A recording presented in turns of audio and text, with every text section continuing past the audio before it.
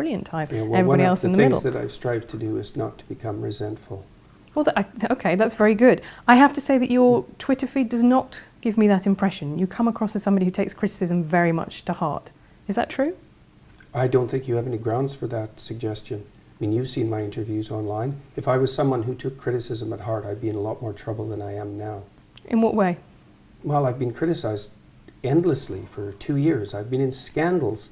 I've probably been in, I don't know how many scandals in the last 2 years, and had unbelievably contentious interviews with journalists online, on TV, on radio, in podcasts. If I was someone who couldn't tolerate criticism, the evidence for that would already be clear. Twitter's a strange social network. I've kind of pulled myself away from it.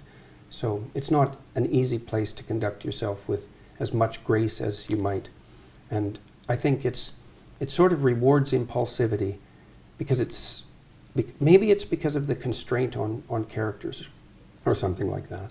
So I think that people tend to show their worst on Twitter, and some of that's a consequence of the structure of the technology. I think I certainly agree with you. I think that's something that we agree on there. I think people are rarely at their best on Twitter. No, and you know, I pulled myself away from it quite a lot in the last month, mostly to see why. You know, I kind of kept an eye on Twitter, all the social media networks for the last few years, partly to see, well, I'm trying to monitor what's happening around me, I suppose, is probably the right way of thinking about it, and to see if I'm making mistakes and how they might be rectified. But I don't think Twitter's been good for me, and I don't think the reply function on Twitter is useful, and I think the fact that so many people on Twitter are anonymous is not a good thing at all. Do you think you'd be less angry if you went on Twitter? That's something I think quite a lot. I would come into contact with less things that annoyed me on a daily basis. Oh, I think there's no doubt about that. Yeah.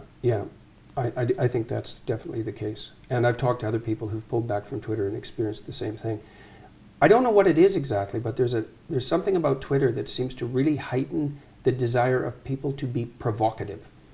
And maybe it's the case that only people who are feeling irritable respond. You know, we don't know, like if you put up a post and 1,000 people read it, certainly 1,000 people don't respond. A few people respond. Well, maybe it skews way over to those people who had a bad day. Like, we have no idea, right? Because it's a communication channel that no one understands. We're not evolved to understand it. We're not evolved to use it. We can't interpret it.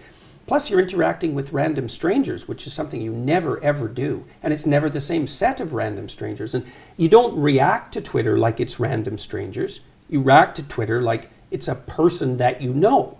And it isn't.